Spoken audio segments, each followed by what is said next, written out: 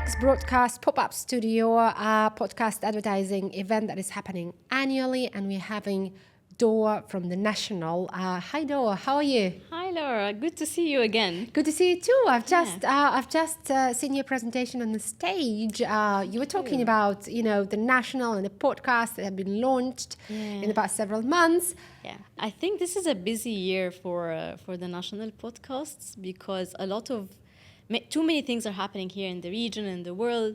We have so many elections, news, conflicts. Unfortunately, lots of things to cover from a news perspective.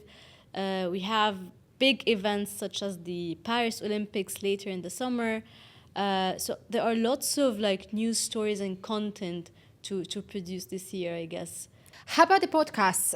So what are your top ratings? What are the topics regionally, first of all? So what's really popular in our region, in Dubai, in UAE? Probably if we expand the circle, that would be Saudi Arabia as well. Mm-hmm.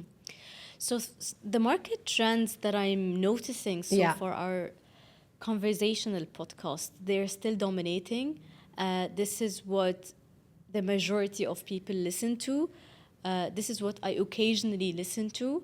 This is not the only genre that I follow in terms of podcasts. So conversations are what the audience are actually interested more in because of the casuality of the nature of podcasting and how the whole experience is kind of intimate. From my perspective as a producer, because I work for a news organization, so our news podcasts tend to be more popular than the other. However, this is something that we're working on, that we're trying to shift to include more entertainment, arts and culture, sports, and business podcasts as well, to cater for the different needs of the different types of audiences. And what are they? Is it the cultural story? Is this more of a sports story? Is this, I don't know, something like a psychological kind of niche? What's trending?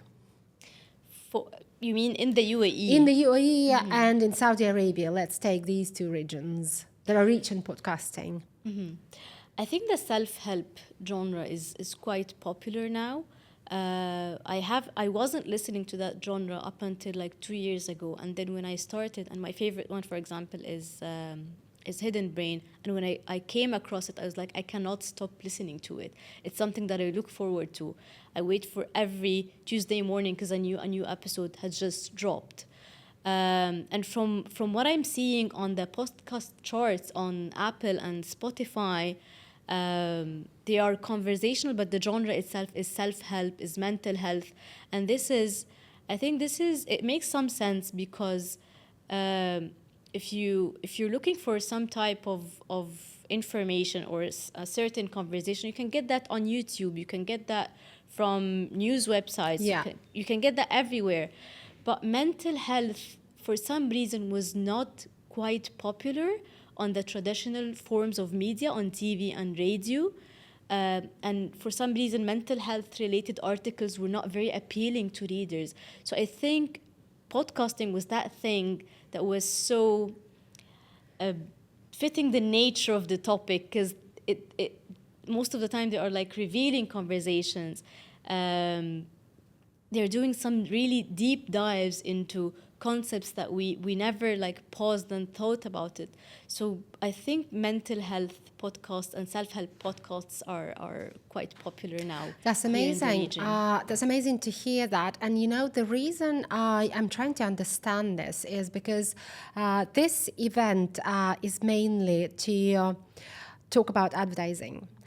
This event is mainly to introduce, or to, let's say, to not even to promote, but to educate people on how powerful podcasting could be and how many opportunities it gives to advertisers. And we're talking a lot on how the ecosystem should enable advertisers to become more brave, how to allocate budgets, what's successful, what's not.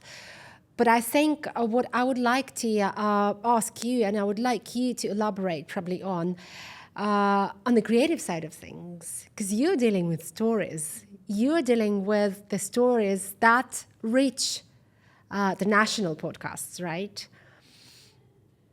So what do you think creators need to do to be able to, let's say, to sustain themselves until the advertisers reach them?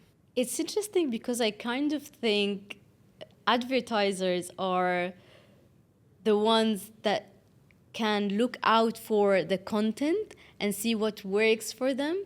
Because I think from a content perspective, I'm seeing amazing content, amazing podcast content right now. Lots of things to choose from. Lots of topics are covered and interesting stories. However, maybe because there are lots of these than anyone initially expected, maybe advertisers are seeing this challenge to like choose which one would stand out, which podcast I should reach out to. So I think there is, and this is why events like what we have today are really important, because they kind of connected both worlds together. We were just doing like a preview of different podcasts here in the UAE and in the region. And it was really interesting to talk about that in front of potential advertisers because the content is there. They can easily search for it and listen for it. But there's something in between. There's this middle process that I think we're lacking. And I can't see any other thing than social media promotion that podcasters can do to seek exposure and to say to the world that, hey, we're here and we're producing this content. Can you please give us a little bit of your attention? Yeah. But also, I think the last thing that we want from creators, and I create my own interviews as well, and I'm in constant search of, and initially I was looking for like a strategy. I was trying to be strategic in whatever I'm recording. And the more I do, the more I understand that it's the topic that I am genuinely interested in that works the best, because you don't get drained, right? Yeah. So what I'm trying to say, it's the last thing that you can ask a creator is to create for money. So it has to be, then because it becomes something like very close to traditional media, right? Yeah. So we want to keep this genuine. We want to keep this authentic to provide those opportunities that podcasting gives. So for me, it's for you, since you were dealing with the stories, do you have enough of these stories? Or do you think a lot of podcasters are struggling to sustain, struggling with the idea, or trying to be too strategic? So what's your point of view on that? I think there are too many ways to look at it. From a content perspective, I think we don't have enough stories. In fact, there are lots of stories out there happening that the majority of us know nothing about, just because they were not delivered to us in a proper way. So I think there are much more stories yet to cover and to talk about and to delve into. And from another side, content creators have to be a little bit picky in choosing the stories that they decide to talk about and to give the space for it and the floor for it, because you can't say everything, right? At the end of the day, you have to choose. So I think, I'm not saying that this is what we're lacking at the podcast industry, but I think because consistency is important, many of us fell into that trap of, I have to be consistent, I have to keep publishing no matter what. However, you would realize that when you just publish for the sake of publishing, it might not get the exposure that you initially hoped for, just because you did not give it the proper time that it needed. So you might have had a good story, but did not give it the time. So when it gets published, it did not get the impact that you were hoping for. So I think what we need now is to give ourselves some grace and some time, and to take our time in carefully curating our episodes and our podcasts, so that when we publish, the end result and the end product would be interesting and appealing for audiences and advertisers as well, who would, I'm sure, who would listen to a couple of episodes before they decide if they want to advertise on your podcast or not. I think there are also multiple other attributes that advertisers are looking at, and mainly they want the general outcome to be great, and it includes numbers anyway. So you need to sustain your conversation until it is ready for the advertisers, and that's just their brutal reality. You mentioned that there are not enough stories, right? There are lots of stories, but there is maybe it's the workflow of how do we produce podcasts, because I'm sure there are lots of stories, but we don't know about all of them yet.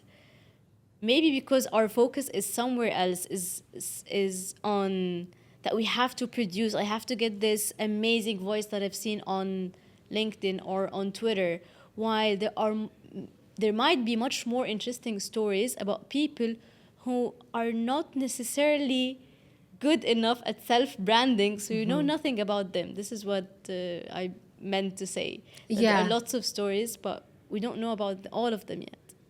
Yeah, but why do you think people are not bringing in?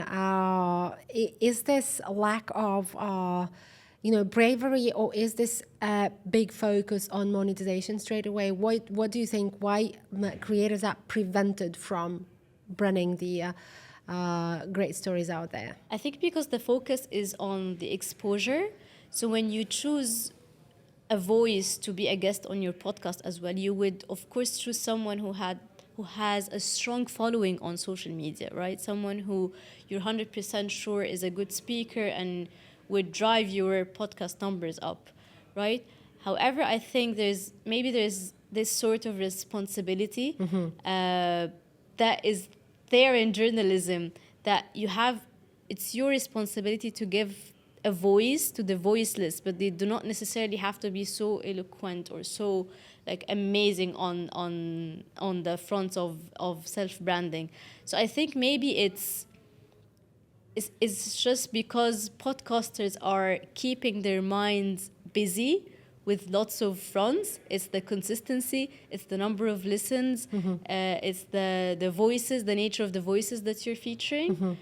So to keep all of that into consideration, you would have to compromise at some point and go for the consistency versus the good story. Yeah. Thank you so much. It's been, as always, it's been a lot of details and very comprehensive. And thank you very much. Love talking to you, Doaa. Me too. Same here. Love you.